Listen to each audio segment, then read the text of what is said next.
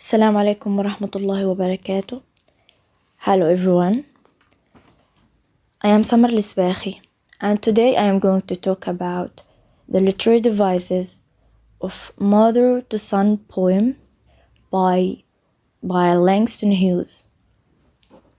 So Langston Hughes was an American poet. He is regarded as one of the most influential of modern Black. In this poem, Hughes explores the lives of African Americans who struggle against poverty and discriminations. And Mother to Son poem, it's a dramatic monologue spoken by the persona of a Black mother to her son. And the major themes in this poem: hardships, hope, and courage. Hughes here conveys the idea of hope through simple image of the staircase. And the poem explores the dignity and determination of a person when facing problems. As we will see now, when the mother tells her son, though her life has had many challenges and rough, she has continued to move forward and never giving up. So mother to son: well, son, I'll tell you, life for me ain't been no crystal stair. It's had tacks in it, and splinters, and boards torn up, and places with no carpet on the floor. Bare. But all the time I's been a climbing on, and reaching landings, and turning corners, and sometimes going in the dark where there ain't been no light. So boy, don't you turn back.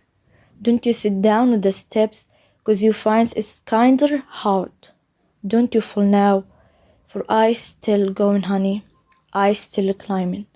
And life for me ain't been no crystal stair. So it's a mother speaking to her son.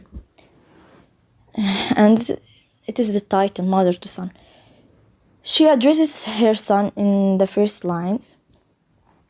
And we have here in the opening words, well, caesura. Perhaps it's as a response to something that the son has said, and the mother here wants him to pay attention to what she is going to talk about. So it's and the mother in this poem, she is attempting to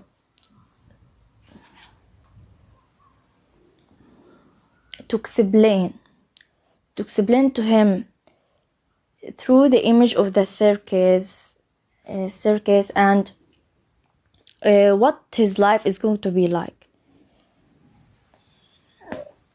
And Langston Hughes in this poem used three major literary devices, which is imagery, metaphor, and personification. So in these lines, Hughes uses the staircase as an extended metaphor, and that by comparing the speaker's life to a staircase that has tacks,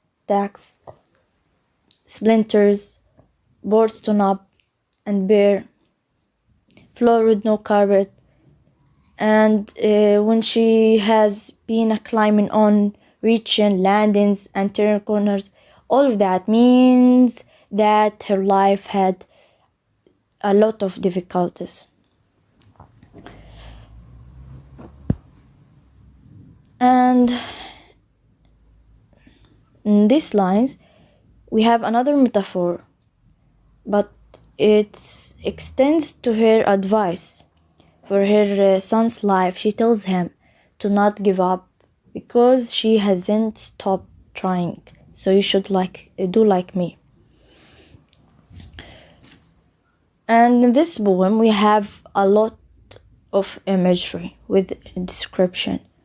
And we can see that in the description of splinters, tacks, and the most important image of Christ, which are specific images that allow us to visualize difficulties of life. The line, it's had tacks in it and splinters and bursting up. We have a personification that relates to life. And another thing, Hughes used it, which is the dialectic, when he used shortened versions of words such as reaching rather than reaching, and landings rather than landings. And this has the effect of making the verses more song-like. And in the end, from my point of view, I can consider this poem as a symbol of us as Palestinians and what we suffer now from the occupation. So, the mother here is speaking like our grandmother or grandfather were displaced from their lands in Nakba Day, and they give advices to us to continue and not give up against Israeli occupation until we return to our lands. So free Palestine, and thank you.